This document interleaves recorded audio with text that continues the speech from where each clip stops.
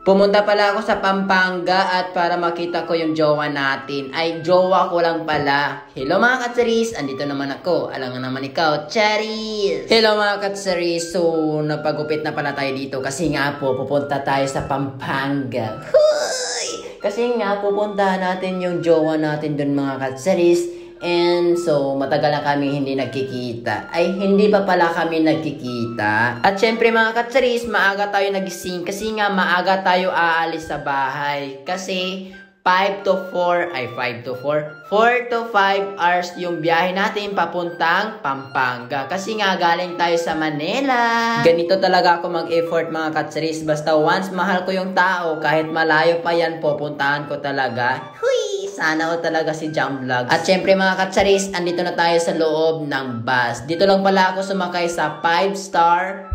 Basta sa 5-star Pasay City. So umalis na pala kami sa Pasay City mga katsaris. So ongoing na tayo sa Pampanga. And then makikita na natin yung jowa natin na sobrang tagal ko nakabidyo cool. Huy! So andito na pala tayo sa Dao Terminal ng bus. And then pagkababa ko mga katsaris, humanap ako ng jeep kasi sasakay na naman tayo ng jeep. O diba mga katsaris, sobrang dami kong sinakyan. First is sumakay ako papuntang bus terminal. And then, pagpunta ko naman dito sa Dao, need na naman natin sumakay ng jeep. Need talaga natin sumakay ng jeep papuntang SM Pampanga. Kasi nga, doon tayo magmi-meet ng jowa natin. So, andito na pala tayo sa loob ng SM Pampanga. So, tamang hintay lang tayo dito. Ang tamang check kung gwapo ba tayo or pogi. Huy! Same na naman to.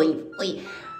Fast forward mga katsaris, pasensya na po mga katsaris, hindi tayo naka-video nung first meet namin kasi nga nakalimutan ko talaga sa sobrang excited ko. Uy, excited naman ang person na to. So andito na pala kami sa bahay and then muni-muni lang kami dito mga katsaris. Siya nga pala mga katsaris, hindi po talaga siya showing sa social media. Kumbaga, shy type po siya and low-key lang sa social media like Facebook, Instagram. Kaya hindi niya pinapakita yung face niya. Pero tinatry ko talaga na ipakita sa inyo. Kaso ayaw niya talaga bitawan yung unan. Kitang-kita nyo naman dito mga katsaris, diba? Kahit anong gawin ko talaga mga katsaris, hindi niya talaga pinapakita yung mukha niya sa atin. Stay sa inyo pala. Pero nakikita ko naman dito, hey, malamang jowa. Kasi nga po mga katsaris, nahihiya daw siya. Kaya hindi natin pwedeng pilitin yung ayaw. Hey, nagdadrama na naman. Pero at least, love namin ang isa't isa and keep supporting lang mga katsaris. I love you so much.